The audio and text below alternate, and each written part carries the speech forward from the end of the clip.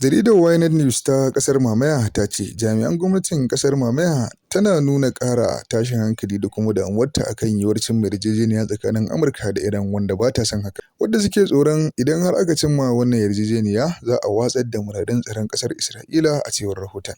Wasu jami'an tsaron Tel Aviv suna ganin cewa idan har Washington da Tehran suka samu cimma matsaya ba tare da cikakken la'akari da damuwar ƙasar Mamaya ba, hakan yana iya barin ƙasar Mamaya cikin haɗari ƙwarai da gaske, musamman dangane da shirye-shiryen kayan farmaki masu linzami masu dogon zango na ƙasar Iran da kuma nukiliyar Iran ɗin a cewar Isra'ila. Ta ce tana jaddada aniyarta na cewa wannan gagarumin al'amari ne wanda ba ta buƙatar a cimma kowace matsaya tsakanin ƙasar Iran da ɓangaren Amurka. Ba sa son al'amarin ya zama da cewa ya ci gaba. Saboda ci gaba da yadda tsakanin juna tsakanin Amurka da ƙasar Iran da kuma sassauci akan wasu al'amura zai sa Iran ta ƙara ƙarfafa ɓangaren tsaronta da ɓangaren nukiliyanta da makamai masu linzami da ɓangaren soji. Saboda haka duk wata alama ko wani alama na sassauci ta ɓangaren shugaban ƙasar Amurka Donald Trump ga Iran yana iya haifar da saɓani tsakanin Washington da Tel Aviv. Wannan yana zuwa ne daidai lokacin da ake ƙoƙarin rage tashin hankali a yankin Gabas ta Tsakiya ta hanyar tattaunawa. Idan har Amurka ta fifita ɓangaren diflomasiyya fiye da matsin lamba, to Isra'ila tana iya ganin hakan a matsayin barazana ga tsaron ƙasarta. Amma idan har aka da ƙarfi da ƙarfe tsakanin ƙasar Mamaya da ƙasar Amurka cikin wannan tsari na tattaunawa, to za a iya rage wannan fargaba ta hanyar daƙile Iran da ƙarfin iko. Ya wannan al'amarin yake? Damuwa da ƙasar Mamaya take nunawa akan yiwuwar wannan yarjejeniya tsakanin Amurka da Iran ba sabon abu bane.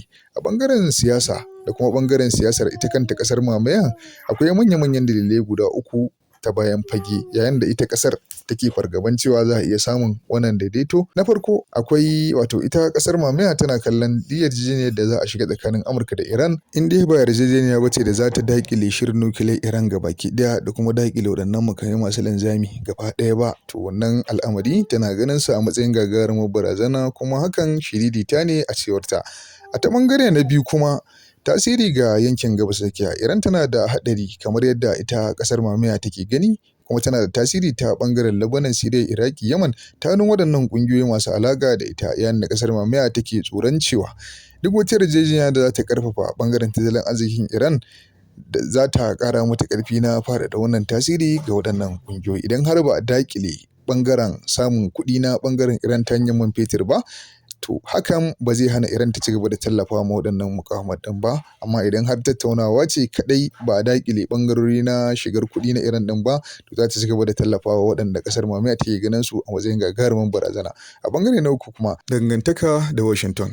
Ko da yake Amurka tana ɗaya daga cikin manyan abokan ƙasar Isra'ila, idan Washington ta fi fifita ɓangaren diflomasiyya da Tehran domin rage ɓangarori na al'amura da suke shirin faruwa ko cimma wata nasara ta ɓangaren siyasa, hakan zai haifar da gagarumin saɓani tsakanin ƙasar Mamaya da ɓangaren Amurka.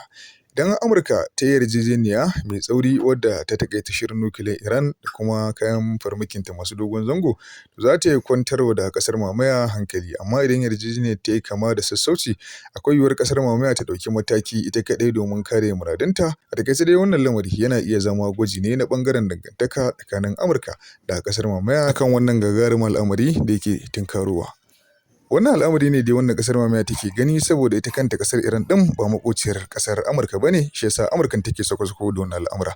To shin 'yan uwa ya kuke ganin waɗannan al'amura? Ko da a ce ƙasar Amurka maƙociyar ƙasar Iran ɗin ce, wani al'amari za ta iya yi wanda ya fi haka game da Iran ɗin? Ku faɗa mana ra'ayinku a comment section, kada ku manta ku mana share, like da comment. Wannan rahoto yana zuwa daga Hausa Global News.